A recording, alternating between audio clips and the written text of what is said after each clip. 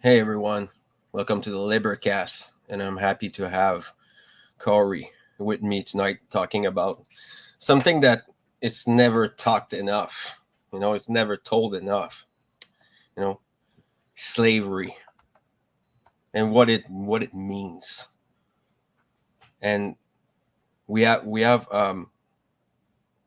I think people talk about it, but I think we need a definition, a more deeper definition. And Hmm. what I wanted to bring with Cory is abolitionism. Abolitionism. My Yeah. French. Sorry, my French. No, Okay. it's all good. It's been a word that hasn't been used for quite some time, so it's not your fault. so, uh, if you want to Hmm. plug your website and think we can do it there if you want to and talk shortly your story a little bit so we can know where you're coming from. Okay, so all my links are on taplink.cc/Cory Health. You'll see I'm a video content creator. I'm an author. I'm a lecturer, whatever, a writer. I'm somebody who's very passionate about the world that we live in. I see that we live in obviously like a tyranny. If you look around, you see all that's happening. People are starting to notice their gas prices are rising. Things are just not right. Okay, so whether you think it's tyrannical or not, this government, that president, don't matter to me. What we have is tyrannical in our world because the prices are rising. People are going crazy. They're fighting over politics. We have chaos. We have confusion. Nobody really knows what's happening. And even if somebody wants to elect someone new, they're like, I don't know who to elect. I don't like any of these guys. And I don't like the system that I'm in. A lot of people, don't like the governments that they reside in. They don't like the lockdowns. They don't like all these impositions that are being forced upon them. So it's only natural to bring up tyranny or slavery in relationship to that when we realize how deep the rabbit hole goes, how much we research into this. And maybe, to some extent, I'm talking to the choir, I'm talking to people who've done that research or people who feel like, yeah, it is tyrannical. And that's why today I want to get deeper into perhaps the action, which is abolitionism, and why it's so important and why it's not focused on nearly as much as I think it should be.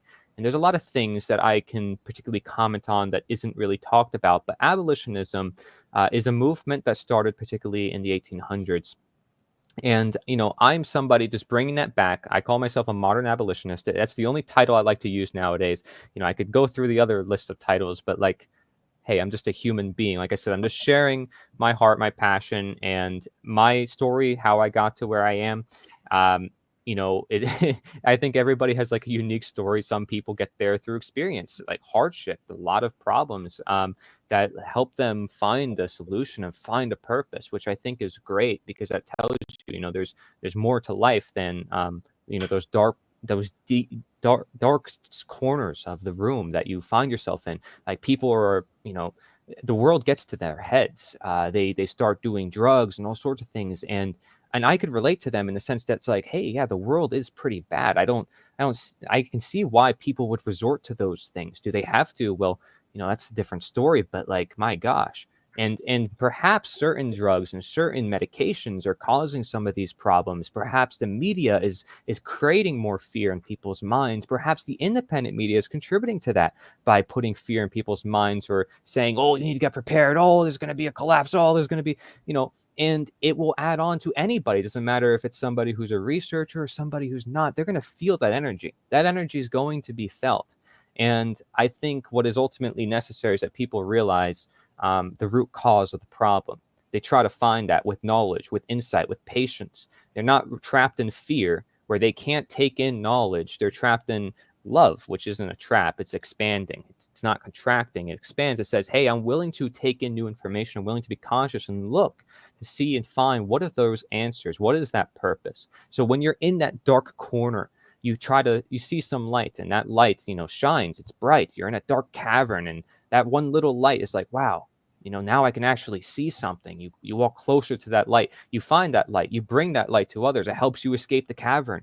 It may help other people escape that dark cavern, that dark place. In Freemasonry, they talk about darkness being the lack of knowledge and light being the presence of knowledge. That's what we're here doing as facilitators, as teachers, which I can also consider myself and yourself, is we're just facilitating the knowledge of nature, or the natural knowledge that was destined for humanity, to say, hey, yeah, we're free. Because slavery was not ended because some people were like, well, it's a better preferred way of living. They said it's because it's meant for human beings. We're meant to be free. We're meant to be free from the chains of others. We're meant to be free from the restraints of others and what they put upon our minds, our bodies, our souls. It doesn't matter. It all belongs with us, does it not? That's ownership. And you need to have responsibility to have ownership, and then ownership for sovereignty. And sovereignty ensures the end of slavery. That's it. That's the equation. It's very simple. But how many people really practice that on a day-to-day basis? I can say, as a teacher, I should walk the talk, and I do my best to create freedom, to help other people realize this. And it's powerful information. It really ultimately helps a lot of people. So when I say there's action steps that could be done, I absolutely think, yeah, there's action steps that can be done. And there's a lot of people who need to learn what those actions are, or where those resources are. And creating an abolitionist movement is essentially what I've done through Nature is the Answer, and through collaborating with many other movements. I mean, I see, like, why not have this conversation in the first place? So much of independent media is so focused on what rises to the surface, like, oh, this news story, oh, this news story, but they don't ask the underlying questions, like, should we be playing into the two-party system, or should we look at the whole system by its nature? Should we be talking about the latest news story, or should we be talking about deeper philosophical ideas that contribute to every one of those news stories, such as the idea that anybody has the right to do violence to another, or anybody has the right to enslave another? But that right only 200 years ago, and which lasted over 6,000 years, everybody thought was perfectly legitimate. And we got rid of that through chattel slavery. But what other forms of slavery still exists? The abolitionists tell us that there's other forms. And I'm very serious about that. I think it's very important we listen to not only their words, but the words of so many people from the past, and realize that they were trying to do something.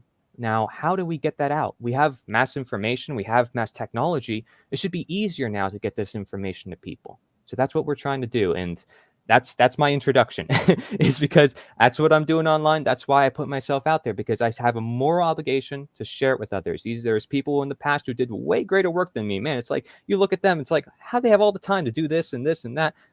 But they did, because they were passionate just as much as we were. And maybe they were attacked by the governments, by the states, by all the people who said, oh, well, you're wrong. Oh, you're crazy. Oh, you think a world can work without slavery? Oh, come on. Slavery has always existed. No, they proved them wrong.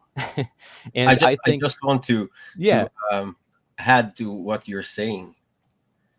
I mean, slaves exist solely because people believe they're slaves. Mental slavery. So Even Gandhi, even in the cotton field, yeah, people thought they were conditioned to be slaves and to submit to their master. And I can't remember who brought this up. And even this Stockholm syndrome that is deep in our the recess of our minds, that our parents and our grandparents and your great and great grandparents were afflicted of, these terms like nobility and things like that makes us just. I want to bring it back once again, because it fits perfectly in Quebec. In Canada, there's different province, and province means land of the vanquish. This is what province means. It's like this is where the slave are. They are the colonies. And I had this conversation with Brendan earlier about the colonies of England and all these things that kept us in deep ignorance about all the things you just told us. Simple truth. yes, very simple. It's not Very that hard simple to truth. understand that you own yourself, is it? Well, it could be if you're wrapped in a system where you think that you should give away your ownership in certain circumstances, or you say, oh, there's exceptions here and there. Like, oh, these people are naturally inferior. Oh, these people have more rights than others. Oh, these people have less rights than others. Well, in 1776, we said, oh, people are born with inalienable rights by nature, by nature's God, through the laws of nature, to which nature's God owns. And that led to the abolition of chattel slavery. Just so happens because they looked at it and they said, wait, you say all people are equal, then how come the slaves aren't as equal as us? They're human beings. They're totally capable. They're in the capacity to know right versus wrong. They're in the capacity to have rights, to be like the fellow man. You never gave them a chance. You never taught them how to read. You never taught them how to write. And they didn't know how to learn, so they couldn't ever know how to say no. Yep. And once you take away that ability of knowledge, then you take away all the ability of action. Then you take the ability away of abolitionism, because abolitionism says no. That's all abolitionism means. It means to abolish something. It means to get rid of something. So that's referring to mainly abolitionism, the 19th century abolitionists who called themselves abolitionists. A lot of people, you talk to them about slavery, they might think, I don't know, Civil War, African Americans. It's gone on way longer than that, 6,000 years across every part of the world, right? Slavery has always existed pretty much as long as government has existed. Sumeria was the first form of systemic slavery and the first form, oldest form of government. Just so happens, I guess, to be a coincidence that they create a class system and conquer people by going to war with other peoples and, you know, making them surrender themselves unto the king who has the divine right to rule because he's a priest class. You're talking about priesthood here. It's not Yes. nothing has changed since this time. Only Right. the The language. presentation of it. Yeah, the language has changed, but the Yep. ritual remains the same. It's a ritual. Anything we do on a day-to-day basis and we say we partake in is a ritual, right? It's just something that we constantly do and everybody does it. It's like, okay, everybody's got to vote now and everybody's got to put this person to office and oh, you got to wear this special title, a special character. But is that really human? Is that really natural? Is that meant for the human condition? Because simple questions of morality, is it natural? Is it healthy? Is it real? Is it based in reality? Will debunk the whole system. Any system that is unnatural, not meant to be, not healthy, not real. All these words essentially correlate with one another. So when you have abolitionism, you're getting rid of something that does not belong, something that is not natural, not healthy, not right. So you're saying this doesn't belong because, well, man created it. See, evil can only take something that already exists, something that's good and natural, and twist it to their will and turn it into something evil. That is what evil does. Tolkien even says it too. In fact, Tolkien said the greatest form of change is abnegation, which is refusal or denial. That's the greatest form of change. Why is that? Because when you say no, that's the most powerful word. Mark Pastor calls it the lost word in Freemasonry. But it's the lost word because it has a lot of power to it. You're making a conscious decision for yourself. You're thinking for yourself. You're saying, this is where I am. This is who I am. This is where I stand. So you are conscious. And again, that's a position of love. Because you love yourself enough to not put yourself through something, or you love yourself or someone else and not enough to not put them through something. You're making a choice with knowledge.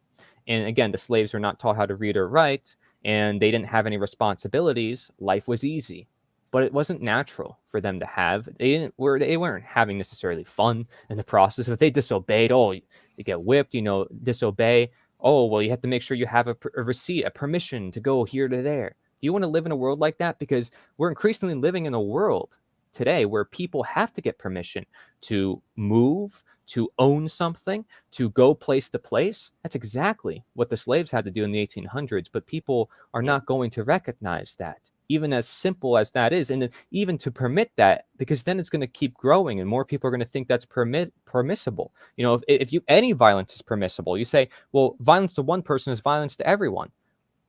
Well, yeah, if that's the case, then we have a universal morality. Then we can say, hey, there's a natural law that says you should not harm anybody. Do unto others what you want done unto you. Yep. But for so long, we suppress that, or we make exceptions to basic morality that most people know. And we do that through statism, which is mental slavery. Super, super important. And So, I so just yeah. I I wanted to talk a little bit and Sure. include natural law. And in my opinion, this is the principle of correspondence. Hmm. I think um, what people have inside them, their doubt, their anxiety. I think it's literally building this system. It's reinforcing it every time. Every time there's a generation of kids that are wasted by the educational institutions. They're reinforcing it every time because people don't know and people won't know. I'm telling you, brother. I'm telling you. I told to people, and people, some of them told me, I like it the way it is. Yes, I they're I willing slaves. I I like it. Even I Hmm. have to pay taxes and have a Peaceful licenses. security. Yeah, yeah. Well, we all know that security doesn't exist. It's very Peaceful clear. slavery. It's fake Yeah, security. It's peaceful slavery instead yeah, of dangerous freedom, as that old fashion quote goes from one of the founding fathers. It's super important.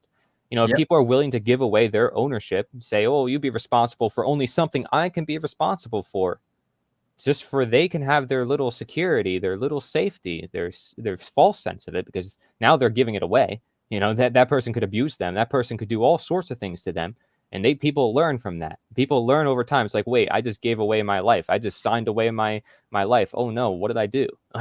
Like, oh, I wonder why. Maybe it's because you actually consented to some extent. yeah, Oh, your freedoms are going away. Why are my freedoms going away? Oh, maybe it's because you're contributing to it to some extent and you don't yeah, realize that you are. You weren't conscious at the time of when you signed that agreement. You weren't conscious at the time of when you participated or voluntarily consented to the system by your vote, by your participation, right? Because it's technically you never consented. You were just born into this world. You're yeah, born into a government. You never actually consented, but you were trained and indoctrinated into it to where you consent for yourself. You train your own mind into believing their lies, into believing that you deserve to have a slave master. The same exact way a slave is born into a slave family and thinks they're meant to be a slave and can't see any other reality out of that. So when somebody says to them, hey, you could be free, they're like, what is freedom?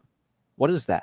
I never learned what that is. I don't know how it is. It sounds dangerous to me because I've never lived it before. I'd rather just keep living the life I've been living because I'm used to it. I know what it is. But does that yeah, mean they can live a better life? They can definitely live a better life if they were free and they could have their own possessions and they can teach people, other things and they can find their destiny. They can innovate. They can create great things in the world instead of being on the cotton plantation all day picking cotton, or like a lot of people nowadays just working the hard grind of everyday jobs nonstop and not being able to do what they truly love, whether it's art, music, or something else. And people are like, how are you going to feed the hungry? How is the poor going to be fed? Like, yeah, you can come up with that all day. But let's look at how governments have treated that for the past, 6,000 years of experience. Let's look at the number one cause of unnatural death, democide, which is death by government. And then people are going to say, well, yeah, it's like private crime. There's always going to be people, murderers. Yeah, duh. That's reality. The difference is people are going to see them as wrong. They're not going to say, oh, well, that's okay because they're authority. Oh, that's okay because they're a politician. Oh, because a law says so. No, that's ridiculous because it's unnatural. It's not based in reality. See, abnegation or abolitionism, again, to abolish, to get rid of something, is very powerful because if you refuse or deny the truth, you will create a life changing scenario in a negative way.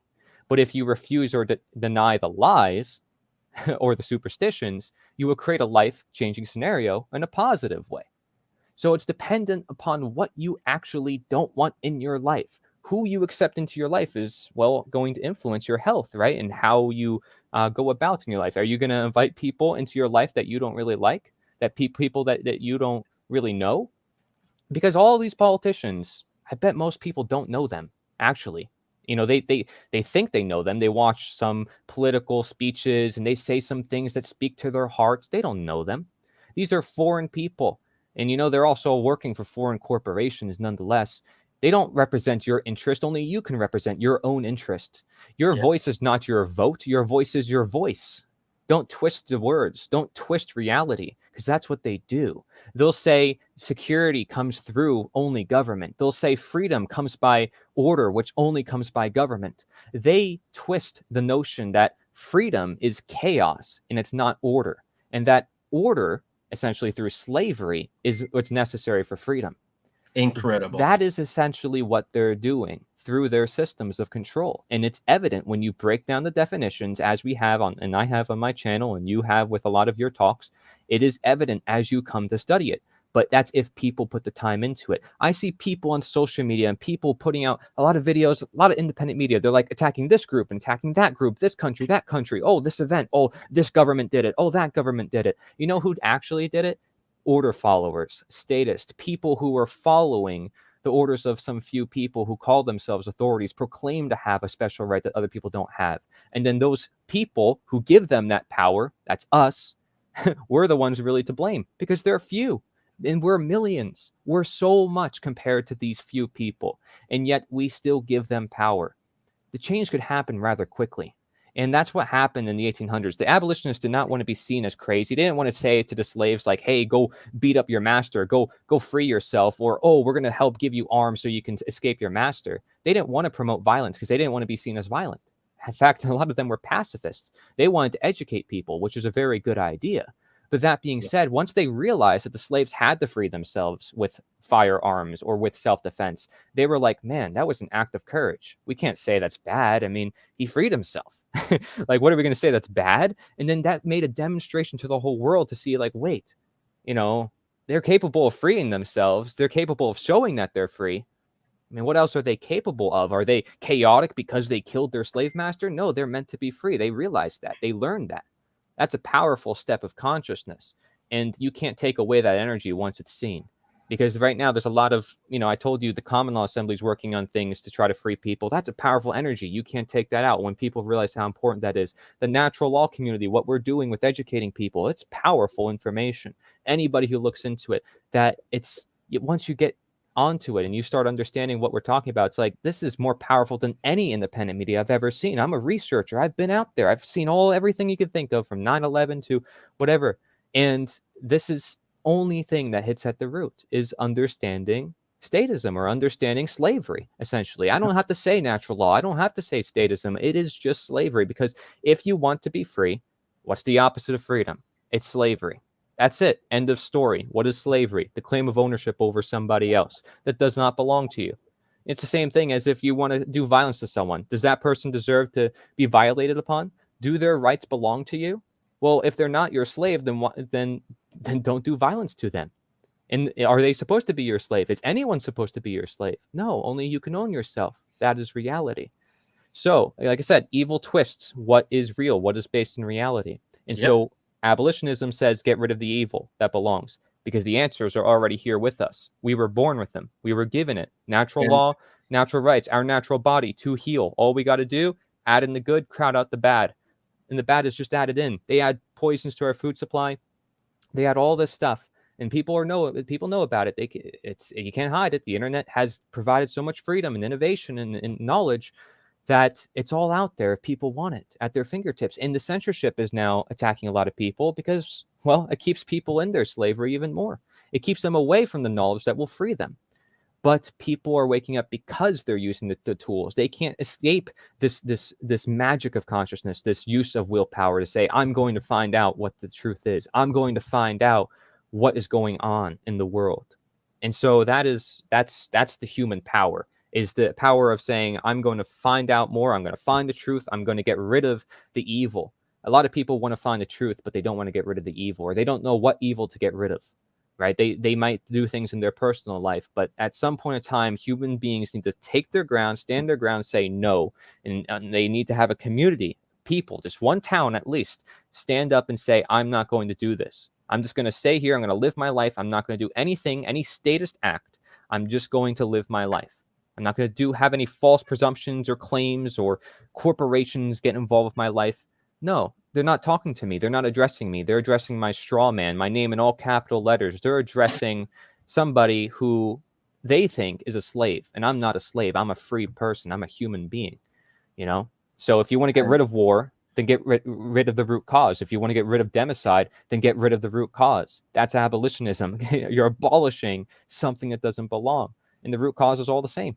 Statism, mental slavery, the worst we form. would we would need, first of all, even if you give the information to the people, it's only one thing. Mm-hmm. We are in the post psychological era of humans. Okay, so there we have a deeper problem than this schism, this split in the mind of the people, and you have a lot of pathology in society and civilization that they're not healed ever. Okay, so to make people understand that they're not slaves, we would have to heal the psyche of millions of people. Yes. The work is huge. One great work. You cannot force someone to do the shadow work. You cannot force someone to do this great work. Mm-hmm. It's against the idea of it. If you want Right. to stay a sleepwalker, then stay a sleepwalker. It's your choice. But I don't want to be prisoner. I don't want to be trapped by your beliefs, and this is where it's coming from. Everything means it is coming from the mind. So slavery, there, your this is what you're proposing. There is, it's a really good, but a really hard path to take, Well, because it's one they can't refute. we have to take back. First of all, we would have to take back the generations of kids, Yes. and then to train them into trivium and natural law and self-defense and how to make food and things like that. So Sure. That could be part of the process. It's not going to hit at the root cause, but yeah, it can help in the process a lot. Growing food, helping with mental clarity, and learning how to be self-sufficient and actually practice freedom. Yes, absolutely. But exactly. with a Exactly. simple idea of freedom, with the simple idea of understanding slavery, I believe everything could come into place. It really is simple. I have 4 simple steps of how you can get to freedom, a free world. It just, of course, those steps, this take a lot of courage and it takes a lot of organization, which is why I create a movement, which a lot of people in independent media also don't talk about or they don't share. And I'm always encouraging. Like I got a list of, I got a whole bunch of flags in my background because I'm willing to help out a lot of people. I'm willing to collaborate with a lot of people. We need change by collaboration. That's why I created a summit and I created a newspaper. We need a lot of people to get together. Yeah, and there's the website for Nature is the Answer, which I consider, like I said, an abolitionist movement. It doesn't have to be the only movement, doesn't have to be the movement, doesn't have to be everything like the way I present it. I'm not asking for that. I want people to customize it. But at least if we have one resource that everybody resorts to or shares across their pages, then our voices are amplified. See, the one great work is great, but it's limited to the content creators within that one great work. And I consider there to be a lot more content creators outside of the One Great Work Network.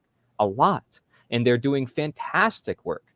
And, it's like, well, hey, why not encourage the public to make their own content, to get involved? And I think that's why a movement is the most essential and the most needed for independent media. Can we not all agree that freedom is essential? So then why not just unite on that itself?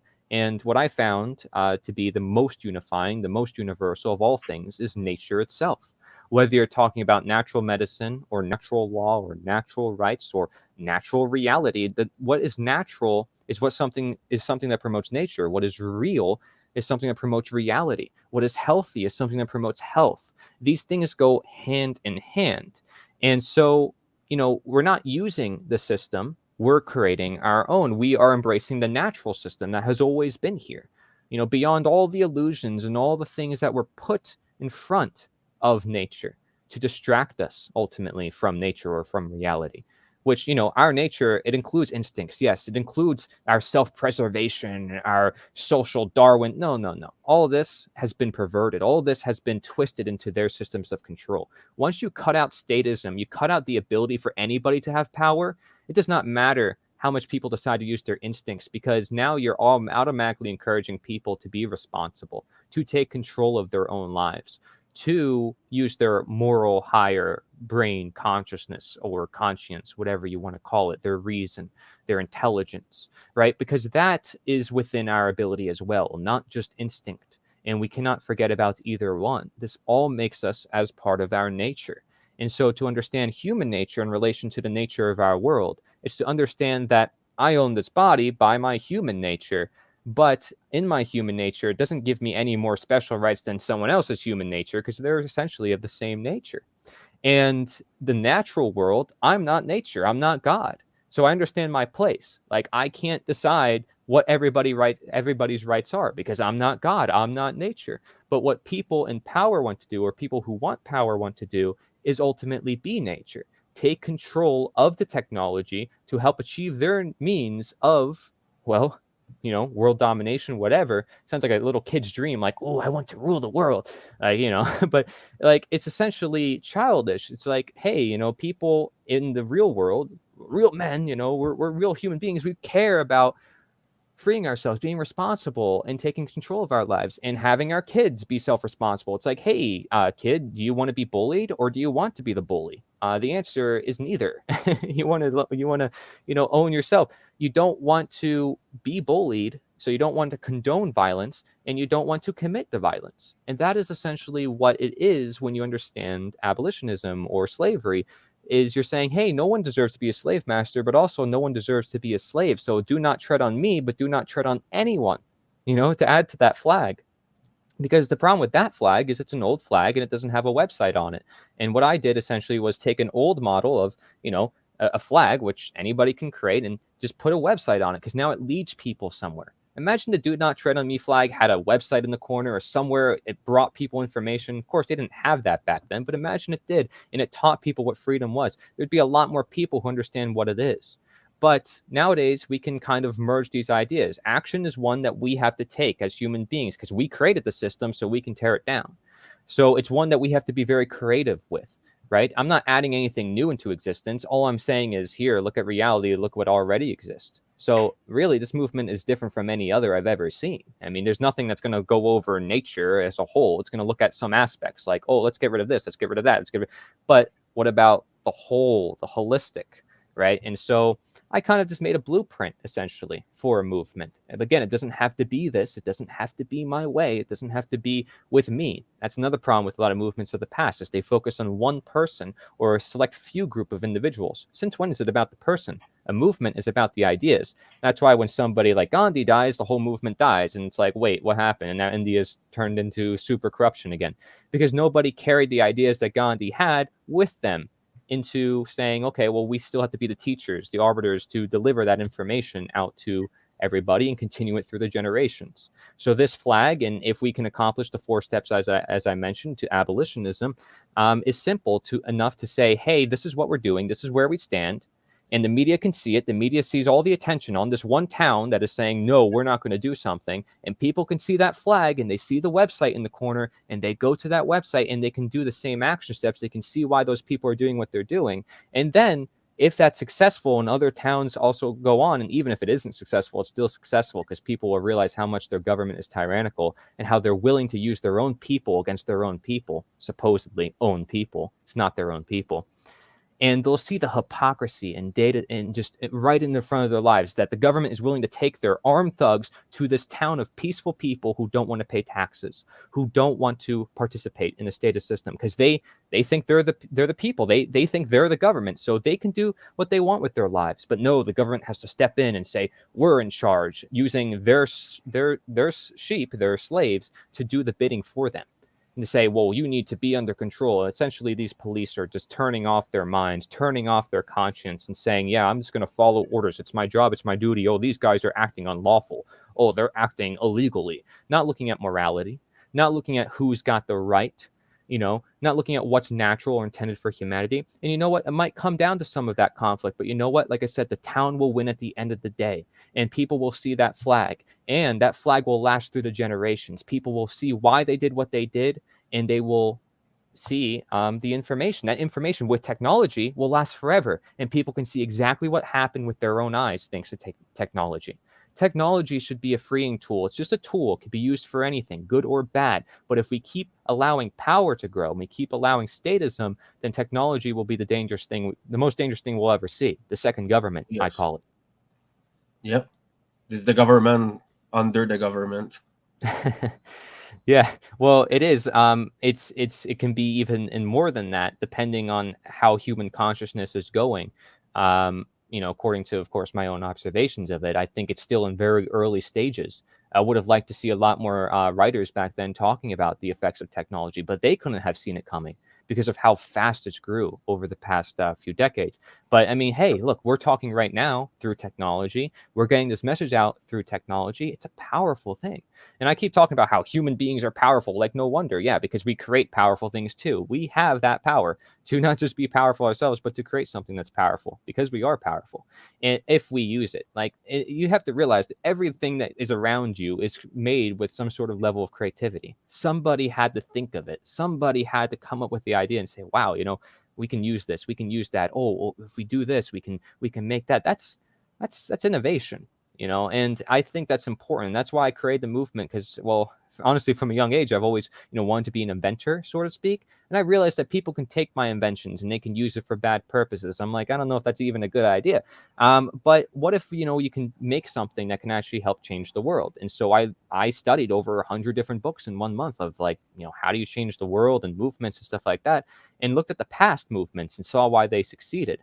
Some of them, of course, may have been controlled, funded by different places, funded against each other, opposition, what have you. But essentially, there's a reason why people follow movements.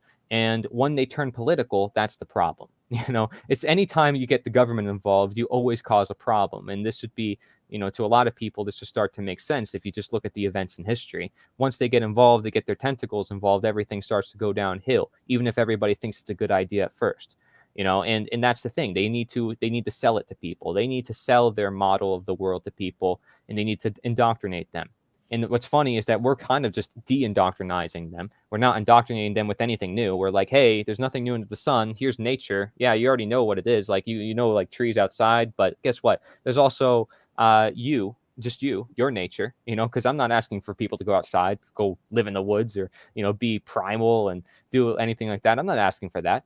When I say nature is the answer, what I'm saying is the knowledge of nature is the answer. I'm saying that knowing who you are, what you are meant to be, is the answer. I'm saying the nature of all things, from the nature of the world to the nature of yourself, is the answer. And if you leave out any part of that, it's like leaving out the micro as part of the macro. It's like you said, the principle of correspondence, as above, so below. If you leave out the micro, you might forget a good part of what makes up the macro. You want to understand the world, then you got to understand the micro just as much as the macro to understand both in each other. So life is reflective like that. You put that energy out there, you'll receive it. I met you. I met a lot of great people because I decided to put my time and energy into this work. I never expected to get to where I am. Never expected to make a movement. Never expected to take this idea like nature is the answer and say, hey, what if I can make this movement? It's like, mostly I created that, again, out of moral obligation, because who else was going to do it? I didn't see anybody else who was going to do it. I'm like, hey, if a movement's necessary because we need to bring people together, then that's what I'm going to create. And so at least I can do is make a blueprint, or at least I can do is create the conversation that has never been talked about, at least not talked about enough. So I do think the action steps are really simple. And like I said, all it takes is one town or some community. And having other movements like the Common Law Assembly can help in that process. But I think even Freedom Cells can do it. Problem with Freedom Cells, which is an organization started by Derek Bros. It's very great. It helps people get together, but that's all they have. They only have one aspect: integration or networking. It's just bringing people together. But what about the knowledge? What about the education? They don't have a central idea to say, this is what we stand for, this is what we're teaching people. So everybody's kind of like on their own thing, doing their own thing. And they all kind of lack communication with each other and enough organization to say, like, here we can make a difference. But they have a network, which is great. But what you have to tie that in, though, with representation using some sort of symbol, flag, or shared material, and knowledge, education. There needs to be an emphasis on, like, let's talk to the people in the dark. Let's not just meet up with people who already think like us. Let's reach out to the people who don't think like us, who are completely new to this information. Because I just said I never expected to get into any of this. Did you expect to get into any of this knowledge, to find, any of us? Like, it's amazing. But a little seed can go a long way, because people, as they realize the world gets worse and worse, they start to wake up and say, yeah, maybe there's more to things, and I got to look deeper into it. And oh, this person told me something about it. I got to look into it now. Oh, like, oh, this person was warning me that this was coming, and I thought they were wrong. But like, man, my whole life is turned upside down, and everything was taken from me or whatever. And now I finally understand. Like, it takes sometimes wake up calls for people to get something. And for some people, it's easier than others. But at the end of the day, it's just as simple as understanding your nature. No matter, it takes, like I said, it takes some time to get through those illusions, but you're abolishing what doesn't belong. You're ripping through it, and you're just finding out what is that reality. And we can approach closer and closer. We can never say we know it all. We can never say that we should tell everybody that we know it all. I'm not claiming I know it all. I'm just a fellow teacher, right? You're just a fellow teacher. We're just fellow human beings. And that's all we can ever do. That's why I'm not the movement. Everybody's the movement. That's why I say you're the movement. We're all the movement. Like, this is voluntary. I'm not telling you join us. Like, anybody can join us upon their contribution. That's their joining. They don't have to sign anything. They don't have to give me their address, whatever. Their contribution is them sharing the movement themselves, them being the movement, educating others. That's it. So I And just use the website as a means to say, hey, go to this website and you'll learn about natural law. There's a learn button and an action button. That's it. Like, how simple could I make it? and I want to add that I like the way you express things, because it's pretty clear now. I knew these things there, but you phrased it perfectly. It's like everybody can understand it, and everybody can realize it too. To be ready to look at yourself in the mirror, Mm-hmm.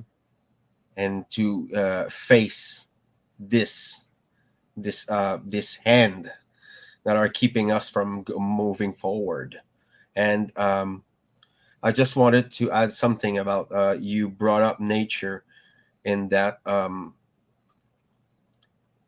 nature in itself, there's no slavery there. Okay, every beings are living into a symbiosis with the universe, with nature, with the earth, with the divine mother. And this connection there, if it's severed from an individual, this will lead them to slavery, Mm-hmm. because there's no separation there. Okay, the nature, we are nature. Okay, nature is us, and we are nature, and nature is spirit. So everything is coming from as our what you have inside. I'm not telling you that you're building the world around you. That's not what I'm saying. You're this is part. And I don't want to go too much into moral relativism, because I'm having a podcast with Brendan about this, Yeah. and we're gonna go full.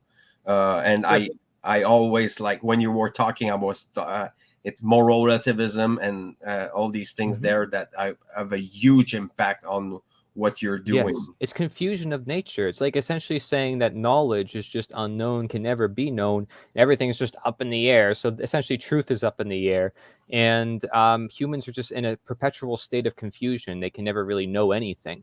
That's essentially the really big problem with moral relativism, other than the fact that if you impose that, of course, and say, well, it should be law and it should be dictated upon everyone, because there's no higher standard of morality, because everything is just man-made, and therefore, don't look at nature, don't look at anything that relies on purpose or value or meaning, because that leads to a natural morality, as I like to call it, not objective morality, because I think that can confuse some people. But a natural morality, to say, hey, we have conscience, we have empathy. There's a 1% of people who maybe don't, and they're called psychopaths, and that's because of different reasons, upbringing, etc., that conflict with their natures and cause confusion within themselves, to the point where they don't understand themselves and they need to take it out on others, and they have guilt and they need to hide that guilt, and a bunch of psychological things you can get into. Even Carl Jung said, great psychologist, said, like, hey, state slavery is a thing. He talked about mental slavery. I mean, the amount of people who've talked about the same things I just talked about, I mean, would surprise you. More than half of my book on Slavery Gone for Good is just former quotes from abolitionists who all understood slavery more than what people thought these abolitionists originally thought. Like, people may just think, oh, they were fighting chattel slavery. No, they were fighting other forms of slavery. And that is understanding political slavery, economic slavery, other forms. And they all kind of tie into each other. They're all the subjugation of an individual against their will. Or, like I said, the claim of ownership of somebody against their will, or the claim of ownership over their rights, their property, something that belongs to them. So you can relate that to taxation. You can relate that to permits and licenses. I did a video, 5 main reasons. It was an interview. 5 main reasons why we're still enslaved. I encourage people to check it out if they want more information. But I also did a video on must see the 4 steps to total freedom, which goes into how what knowledge is necessary and how we actually achieve it. And again, I'm just a fellow messenger. I'm not claiming to have all the answers, but based on my understanding, my research, my knowledge of the things that I've observed and people I've talked to and different movements I've also looked at, that is the direction that humanity can take. And I say can because, again, I want that conversation open. I'm looking for criticism. I want people to look at my stuff and say, hey, this can improve, or, oh, I would do this different. Well, hey, you're the movement, right? You can do it. Like, don't rely on me. Don't rely on us to be the teachers, to be the facilitators. There's a whole world of people out there, and you're one of them. It's not like I'm the one who has to decide everything. Hey, in a free world, nobody gets to decide how everything works. That's what we're asking for. We're asking for a world where people can be free, and nobody's will is being imposed. So now I think we can kind of tie this into anarchism, because a lot of people might say, well, if you want a world that's free and sovereign and everybody's free, well, why not just say you're an anarchist? I'll tell you why. There's many reasons. I have a whole video about it. It says why abolitionism is preferable to holistic anarchism or voluntarism. In particular, when you say anarchism to the average person, they're going to think, oh my gosh, you're for chaos. Oh, you're a communist, you're a socialist. Or even they may think, oh, you're a capitalist, or, oh, you, or this or that. And it distracts away. No matter what, it always leads somewhere where you're not talking about morality. It's not clear. It's not concise. If you mention you're an abolitionist, somebody's going to be like, what? It causes surprise and the confusion because they don't know what it really means. Or maybe they have heard of it from the 1800s and they'll know what it means. So essentially, you have a much better shot there when you say that, because you're getting a surprise reaction, which means they're open now to new information, or a reaction that says, hey, I already know what you're talking about, slavery. Right. But they might think chattel slavery. You can say, hey, that was just chattel slavery. But abolitionists were also talking about other forms.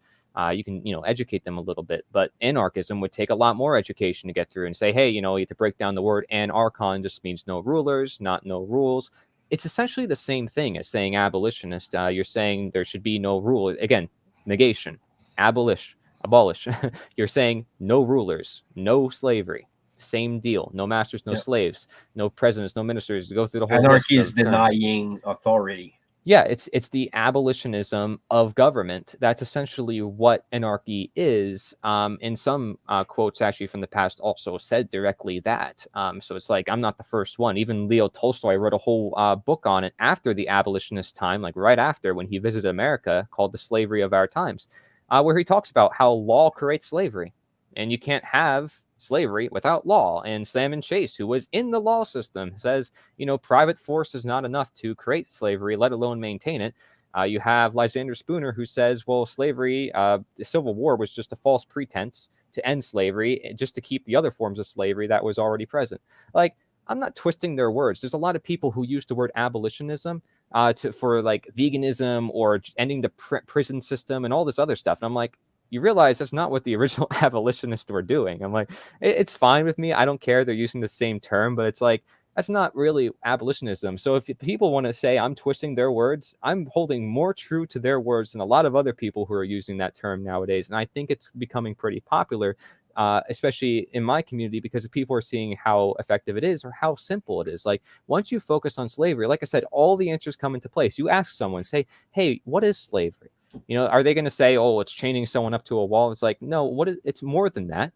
It's subjugation. It's control by another individual. That's it. It's really easy to understand. It doesn't require like, oh, here's natural law and here's the principles and here are all the operations and oh, spontaneous order. This is how society works. Without this, this, and that, and you need to have free market, and this market operates this way. And oh, the most dangerous superstition. Here's statism, a belief system that needs to be deconstructed. It's like to me sometimes it's a little too complex for the average person who yes needs to understand that, but they need to get there. And to get there, they already have some understanding what slavery is. And if statism really is just mental slavery, then why not just hit it at the nail? If natural law is really just freeing people from slavery, why not just get to the root cause?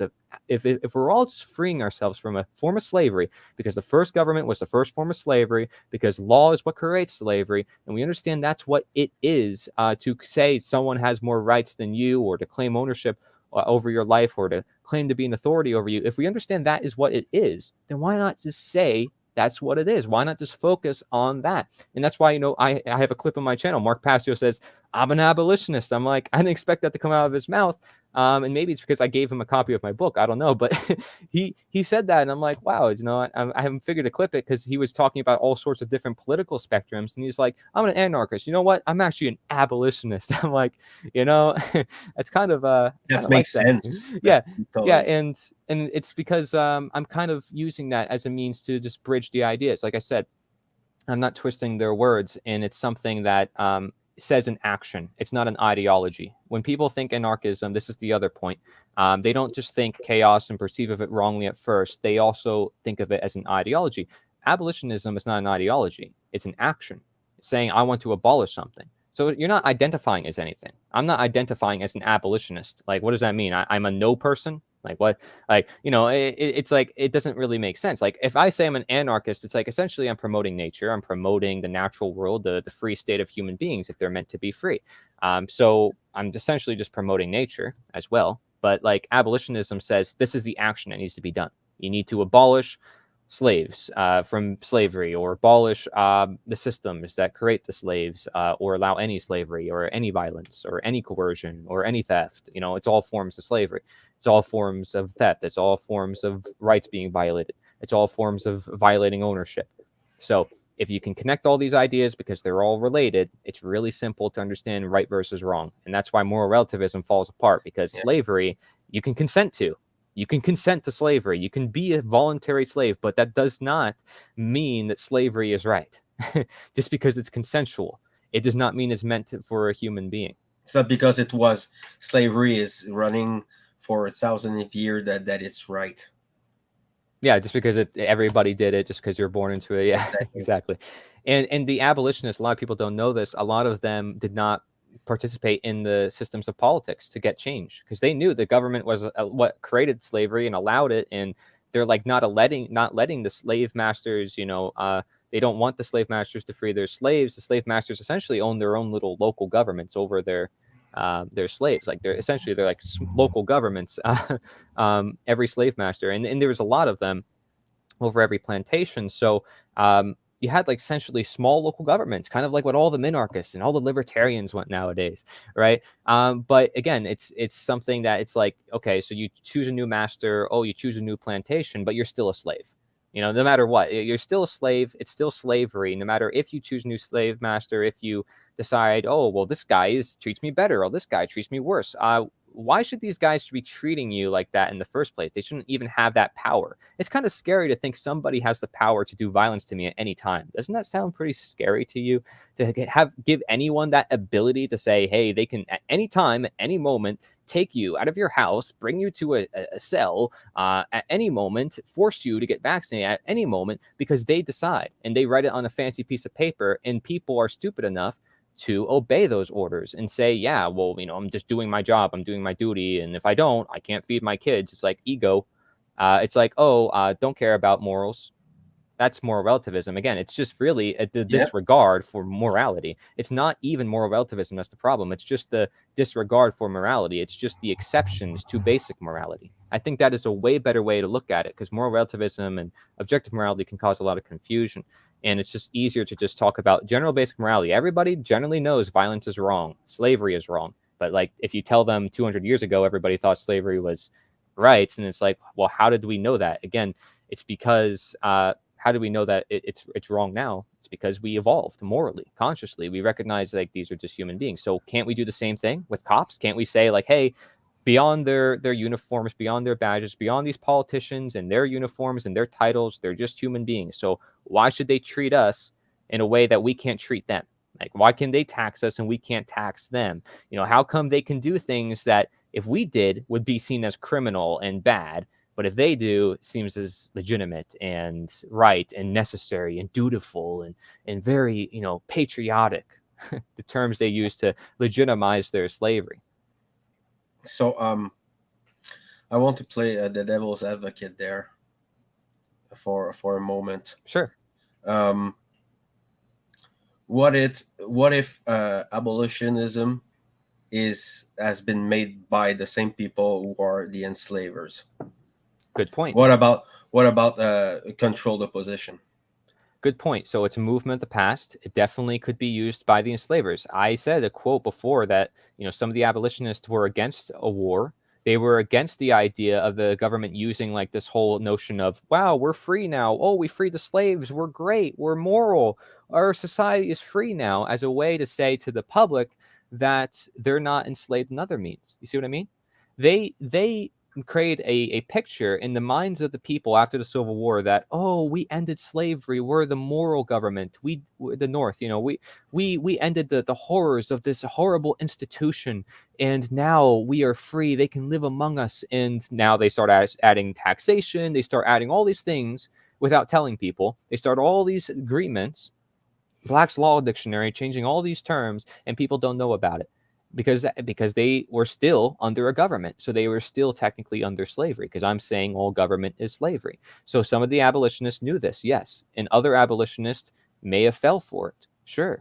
But there were a lot of abolitionists, some of the most influential ones, who were against all of it. They were against the war. They were against the pretenses of the war, like the media, because they were censoring them. It was true. Like the Liberator, which I'm bringing back, is the Liberator 2 newspaper, and I want people to contribute. For everybody out there watching, you can definitely contribute to my abolitionist newspaper if you want. And it's all public, it's all free, it's all educational, and that people can print it, they can share it online. It's going to be great. There's already a lot of writers, and it's all universal, applies everywhere. Their motto back then was, our countrymen are all mankind, our country is the world. I mean, how is that not applicable to understanding that we're all just human beings, don't deserve to be ruled over by people who proclaim to have more rights than us or special titles? So anyways, to go back to your question, I totally get it. But if you understand what I'm saying, it's like they created that image in the minds of people like, oh, well, we're the government. We're here to save all the chattel slaves.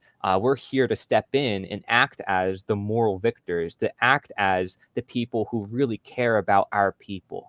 You see what I mean? When in reality, the abolitionists were like, they didn't want the government to get involved. They didn't want a war. They didn't want any of that. The government stepped in so they can still have their power, because they knew if they kept hold of that slavery that was keeping all their economic ties together, they wouldn't have their government any longer. That's why they had to add taxation and other means of control for people. And still around the world, you still have chattel slavery, but it's not as much as we have it today, because people see it as generally wrong. You're not going to see it in America that much, but you're still going to see it some places. But you're going to see a lot of other forms of slavery if you start looking for it. Political slavery is the most obvious one. The idea that somebody has more rights than you and can tell you what to do with your life. I have a list of abolitionist anarchists. Do you want to just call yourself that? Sure. But I think abolitionist is fine for me, because I'm ending slavery. That's what I'm doing. I think that's adequate for what we're trying to do. We're saying I'm the master of myself. Period. The only other master other than me is nature or God or the laws of nature or what have you, right? The intelligence. It's not, can't be anybody else. Only I can breathe for myself, as Frederick Douglass says. There's a quote from Frederick Douglass where he talks about mental slavery, and it's like perfect. He says, the slave must know no higher law than his master's will. People always leave that part out of his quote. They say the first part of his quote and they leave the last part, which is that part I just read. Like it's fantastic, and people need to read a lot more of what these abolitionists said. I have a whole compilation in my book, and I go over each definition of every word, from ownership, responsibility, to the act of slavery, to the condition of slavery. mental slavery to physical slavery, the two forms that comprise of all the other forms. And from there, you have an understanding of really basic morality, of really basic your nature, of basic responsibility, enough for anybody. I think even kids can understand it. It's like, don't take Sure. a toy from another kid because it's like it's their toy. It's like, or share with them to be polite. It's like it's like really basic. But like in today's world, it's like, yeah, I want to tax my neighbor and force him by violence to do something that I want done for my benefit. Are you talking about democracy? Yeah, I mean, it's any government. I mean, people want other people to do their bidding for them, their will, have their will be done upon everybody else, their ego, in place of everybody else. And again, that's always going to exist. There's always going to be people looking for power, but the difference is when you have statism or people saying that's okay, that's when it becomes dangerous. It's like saying, well, this violence, it's violence, but it's okay because he's doing it, and it's not okay because does it. But it's the same action. The action is the same. Violence is being done in both scenarios. I wouldn't want to see violence being done at all to anybody. I don't care who they are. I might not even like the guy that much. I'm like, hey, I still don't want him to be violated upon because I understand he's a human being, and like you said, we're all part of the Creator. We're connected. We're all part of nature. So why wouldn't I feel sympathy for this guy? Why can I not see that this guy might learn actually from an interaction and say, hey, I need to be more careful. I need to be more responsible. If we were to free all the prisoners to this day, to say let's go free, all the communities would have to be responsible to take care of where those prisoners are going. Say, hey, we need to end them if we have to. Like if they're not going to repent, if they're not going to become better people right now and live in our communities safely, I mean, we have to put them to rest. We need to take care of it ourselves. We need to actually take action. We can't just say policemen do it for me or this person do it for me. Yeah. No, we need to actually figure it out for ourselves, come together as a community and teach each other about what morality is. Nobody's going to teach each other what morality is until people are responsible and obligated to be responsible to teach each other what morality is. And the only way you do that is actually by creating a free world. And in order to create a free world, you also have to do that. So it's funny how it works. In order to be free, you have to be sovereign. And in order to be sovereign, you have to be free. So that is a matter, like I said, responsibility to ownership to sovereignty to freedom, which is the end of slavery. Beautiful. I very, very clear, very straight to the point. And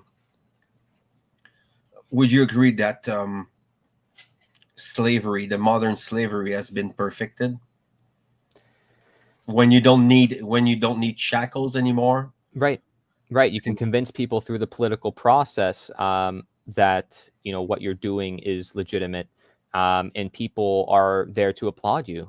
People feel pride in their country, serving their country, saying, yeah, I'm going overseas to fight some people I don't know on their territory for this presumed claim that these people are terrorists and they're bad people and they're doing bad things to us. They just trust the narrative. They follow orders, even though they know that killing people are bad. They will do it because, oh, it's necessary for the greater good. Oh, it's necessary because of this agenda, because this politician said so. It's like, no, this politician's going to, number one, he's going to sit back. He's going to take your money, for his living, his career. And he's going to tell you to go to war. He's not going to go to war himself. And you're going to be just a pawn, a little soldier that they're going to use and dispose of easily and replace you within seconds because they don't care about you. They use you for their agendas of control so they can continue their control. They rely on the army and the police, the people who are law enforcements, in order to have man's law to begin with, because otherwise it's not man's law unless man is backing it. So natural law needs harmony with man too, but it doesn't need man to back it because it's nature's laws. Nature backs it through karma, through our effects, through what happens, and we learn. Smack in the face. It's like, oh shoot, nature, it's stinking tough. You ever go out into the wild and have to see all the wild stuff out there? I mean, nature is not like, I'm not saying it's this beautiful place or utopia. I'm not saying anarchy is utopia or anything like that, or freedom's utopia, or abolitionism is utopia. Again, it's just speaking to ending slavery, and that's a process. It's hardship. I think I said there's a lot of benefits to it, meeting you and getting involved and realizing you're free and all the innovation benefits you get after that. It's incredible. So we shouldn't be afraid of our freedom, because that's something that they definitely want us to be afraid of. It's just our basic freedom. Exactly. Again, and to twist freedom, with chaos and instead of order. I mean, that is the biggest mind warp that they've ever done onto us. And by they, of course, I mean our own parents, complicit with the governments, complicit with, Yeah. just people, because government is just people. It's just a bunch of people and a bunch of buildings. So that's just people being complicit with evil or being deceived by evil. And deception, Coercion. yes, will always exist. Deception will always exist. But as long as statism exists, then deception will always grow. Evil will always grow. That's the difference. As long as there's like crass ignorance and infantilization of the masses and confusion and all these cultures that are polluting our minds. And when I'm Religions. talking about cultures, I'm talking about everything you have in your country, your your um your neighborhood, the religions, the institution of education, and then you have the repression of the parents that live into this constant state of victimization. Because and that's why I told you earlier that the task is huge, just to Mm-hmm. make people realize that they're, like you said earlier, sovereign being Yeah. as such. Because people, there's, I don't know who did this experiment, but I think it's Mark Passio. He asked to people if they're owning their own bodies, and people hesitated. This is how deep the schism is. Really, Mm. it's like a denial of Yeah. It's consciousness, the abdication. denial of sovereignty. You know, Again, so that's where the refusal is used for a negative purpose.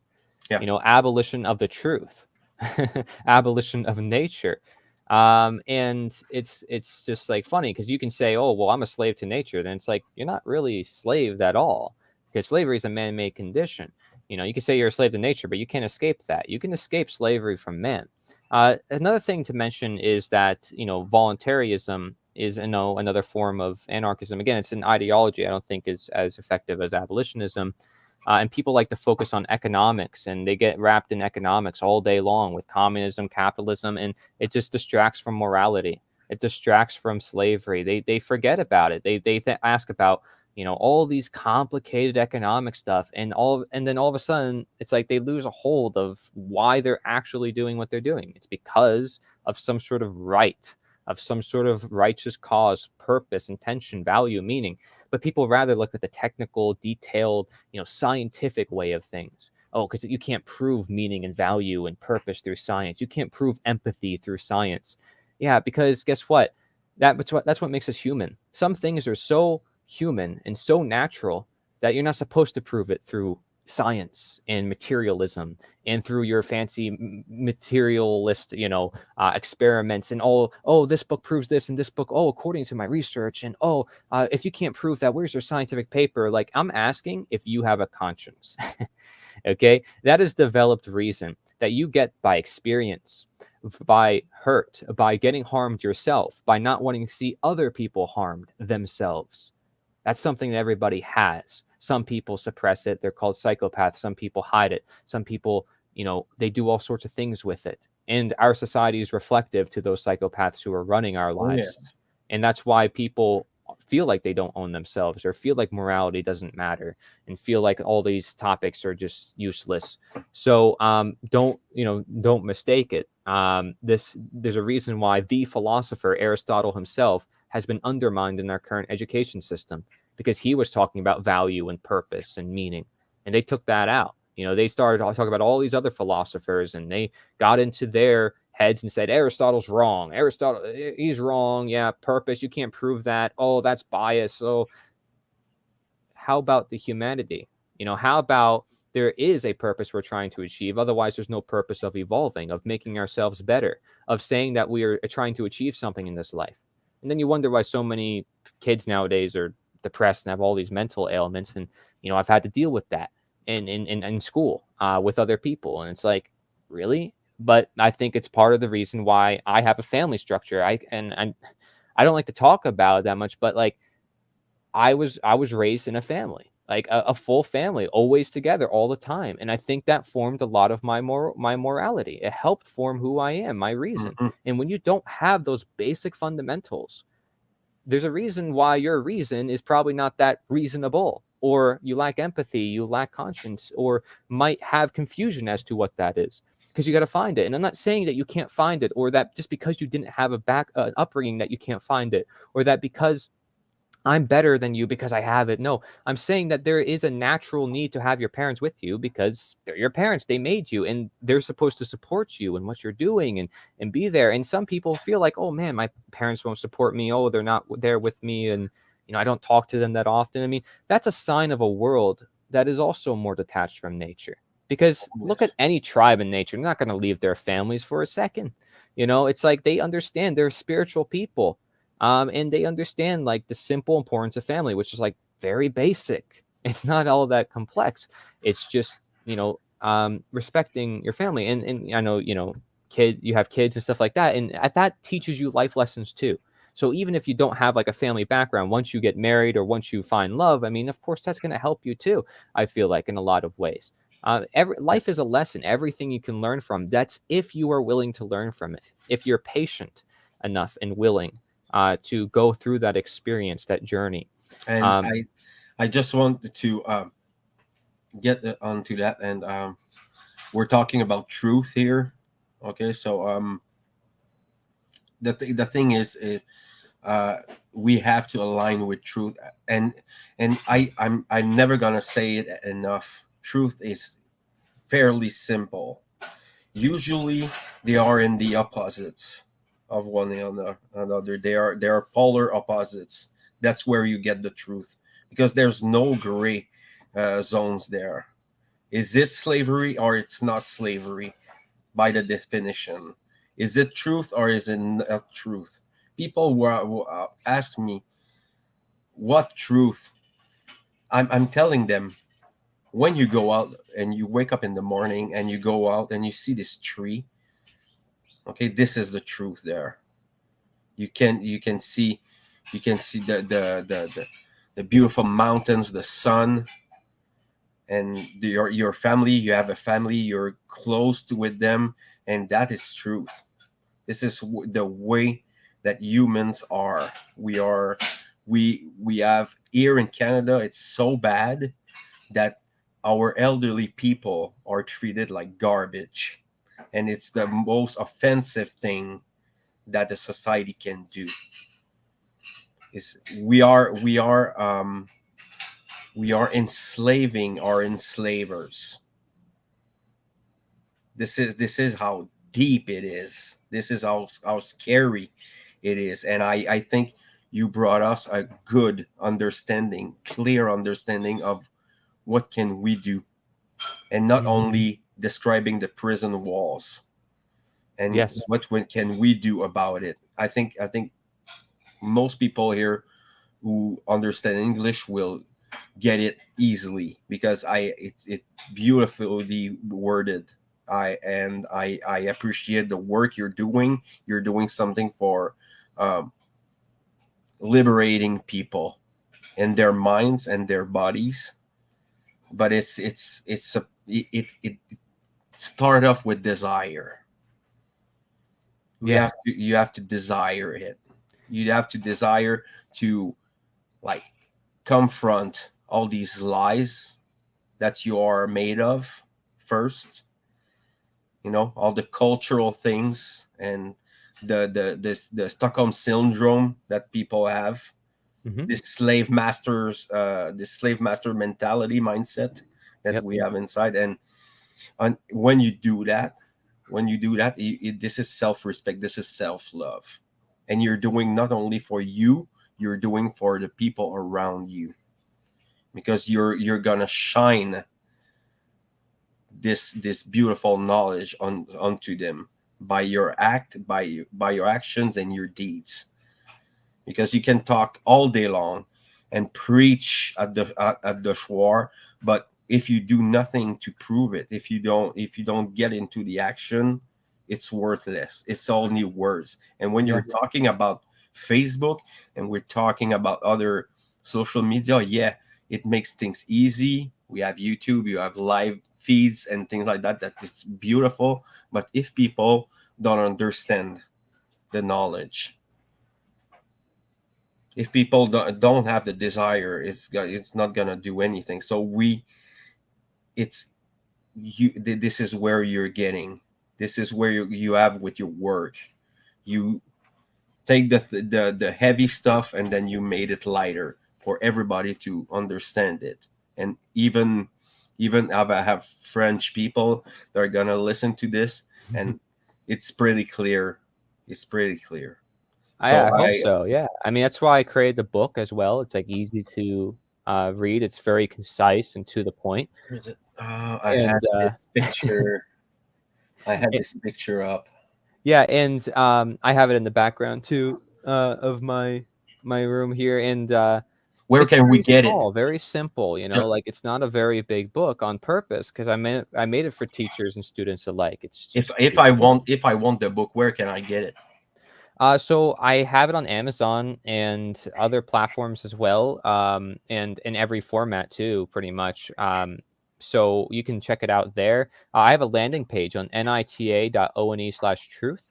So that's nita.one/truth. Or just look up "Slavery Gone for Good: Modern Abolitionism." So I'm gonna "Slavery Gone put for up Good." this site because this is the part there where we can get all the information. Yeah, Pretty easy to navigate through. It's a pretty website. yeah. I made it very simple on purpose. It's like I said, the intention's got to be clear. And I want encourage everybody to do their own part. I don't want to make it super fancy with all these graphic designs and stuff because I want people to do that. I want people to come up with creative art designs and their own way of sharing the message. That's why I want to encourage it. So I would like to definitely see it grow more in the future. Among other movements, like you said, it's something where it's like you're constantly trying to improve. I am always getting myself involved with as much as I can to share the truth. So that means other movements and other people's networks and groups. And it's like, the truth is the truth. It doesn't matter where you share it. You can be on YouTube, Facebook, as long as the truth is being put out there. That's all that matters. And hey, how do you learn about the alternative platforms in the first place? Probably through a mainstream platform. A lot of people might be like, well, why are you on YouTube? It's like, yeah, because the truth is the truth. It doesn't matter. And I think people should use that opportunity to share philosophical information on those mainstream platforms because they're not going to censor philosophy or really basic ideas of nature. And that's why when you if they start censoring ideas such as nature, you have a problem. But they don't because they want people focusing on the main daily news, the stuff that rises to the surface. I'm saying to people they need to look deeper and they can actually talk about it on online. And having a movement will end all online censorship because people will be grounded and together in real life. People don't realize how important this is, but like that's an end to all censorship. That's a guaranteed way of creating freedom, of bringing people together, of educating others, of finding people in the dark. Even if you do something on the street, I'm not saying protest because protests definitely don't do really anything. All they say is like, "Oh, we have a bunch of signs, we're causing a bunch of noise." Like I'm saying, if you're on the street, like doing interviews or educating people, that's different. Um, then you could reach out to potentially new minds, or you can have a simple flag. Like instead of having like a political campaign sign on your lawn or whatever, a lot of people do that, which is not universal and not timeless and about one person and their ideas. You can have a flag or sign or whatever with a bunch of ideas that are universal and timeless that last forever and will always exist. I mean, it's that to me sounds way better. Yeah, well, I we are at 1 hour and 50 minutes. That's what I told you. It's really like it's going really fast. Yeah. I want to thank you personally Mm. for being there and sharing this important information. It's never enough, and I encourage people to go see the sites and go see the little the short videos for the explanation for words, and they're very enlightening. So That's on you'll see nita.one/series. Sorry, I just want to mention so people series know what that exactly. is. nita.one/series, and you'll see I'm doing a video series with my friend Aaron Butler. We're just going through every subject, also that's within this book. So you don't need to read the book if you don't want to. You don't have to get it. Like I said, I'm doing this all because I care. I want to educate people, so I'm not trying to make a buck out of this. In fact, by putting it on Amazon, it allows me to advertise for it and reach out to new audiences. And a lot of people do like to support me. And it puts a monetary value on it, which allows it to go out into the market. And just to emphasize, if you want to do a voluntary, like you want police people, private police and stuff like that, that's fine. It's voluntary. Okay. But just know that you still are responsible for your own body. At least it's a transaction, though, that you know what's happening. It's not like the government where it's like you're putting trust in people. You don't know to do something you don't know, or you're a mobster and you're like, man, we got to control this whole town. We own this whole land, bro. We're going to like gun down everybody and make sure that they do what we want. Like, no, it's totally different.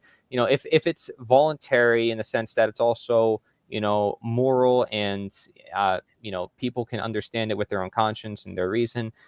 Listen, society, people are not stupid. They just don't know about statism. They just don't know about government. It's just been in their lives so long that most people just pass it up and they're like, well, it's been here. It's a necessary evil. I guess we must have it.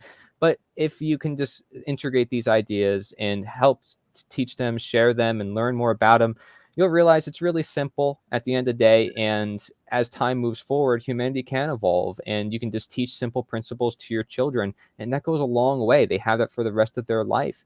And they hold that true to their heart. People who learn it later on in life, they're going to be a bit more skeptical because they haven't had it from their basic foundation.